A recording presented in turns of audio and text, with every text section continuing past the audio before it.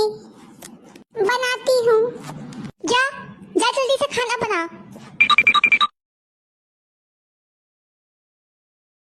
लीजिए मम्मी जी खाना।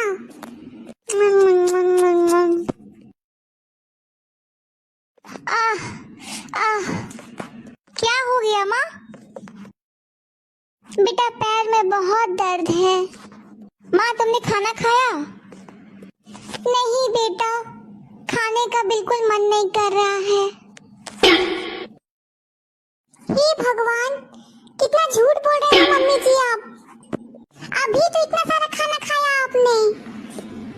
देख रहा है बेटा, अब खाने का भी हिसाब करना पड़ेगा इस घर में। वाह, सच कहा है किसी ने, गिरगिट सिचुएशन देख के रंग बदलता है और सास बेटा देख के।